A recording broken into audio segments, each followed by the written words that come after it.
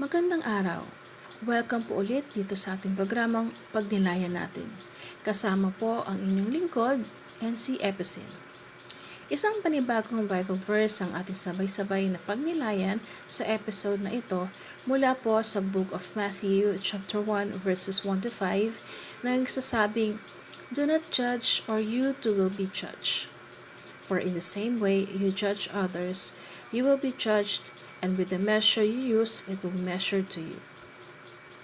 Why do you look at the speck of sawdust in your brother's eye and pay no attention to the plank in your own eye? How can you say to your brother, 'Let me take the speck out of your eye,' when all the time there's a plank in your own eye? You hypocrite! First take the plank out of your own eye, and then you will see clearly to remove the speck from your brother's eye."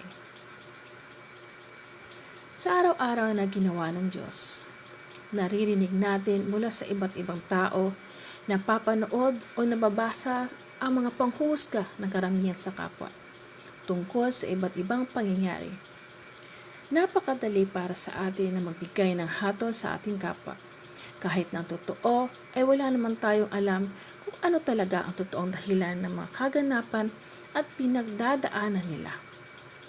Nang huhusga tayo base sa kung ano ang mga narinig natin sa mga balita o kahit sa chismis na wala namang sapat o mabigat na batayan.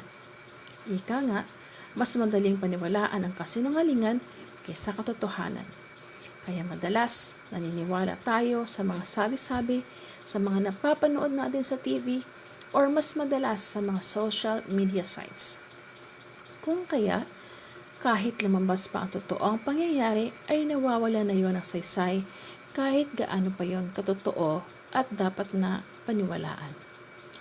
Diba ang saklap? Lalo na ang mga naging biktima ng ganito. May mga pagkakataon pa nga na kung sino pa ang inaasahan natin na maniwala at maging karamay, sila pa ang unang nanghusga sa atin. Kaya masakit. Napakasakit isipin na sila ng kapamilya, kamag-anak o malapit na kaibigan ay mas pinaniniwalaan pa nila ang ibang tao. Dahil dito, madalas nangyayari na ang maliliit na kusot na naging sanhi ng hindi pagkakaunawaan ay mas lalong lumalaki dahil sa maraming nakikisawsaw sa issue. Imbis na tumulong tayo, lalo pang nagpalala. Lumalabas na unfair sa naging biktima dahil imbis na mailahad ang katotohanan, ay pumapaibabaw ang mga kasinungalingan na mas pinaniniwalaan ng karamihan. Bakit mas marami ang naniniwala sa kasinungalingan at bakit mas pinaniniwalaan ng karamihan ang kasinungalingan kaysa katotohanan? Dahil ang kasinungalingan ay mas mabilis na kumakalat kaysa katotohanan. Hindi dapat ganito. Kasi una sa lahat, wala tayong karapatan na husgahan ang kapwa natin. Dahil tayo mismo ay subject for judgment. Alam nating lahat na walang perpekto dito sa mundo. Tayong lahat ay nagkakasala. Tayong lahat ay makasalanan. Paano natin husgahan at ano ang kapangyarihan at karapatan natin na husgahan ang nakikita nating kapintasan, kamalian at pagkakasala ng ating kapwa kung tayo mismo ay may taglay na kapintasan, kamalian at pagkakasala sa ating sarili? Ika nga ng kasabihan, linisin mo muna ang iyong bakuran bago mo linisin ang bakuran ng iba.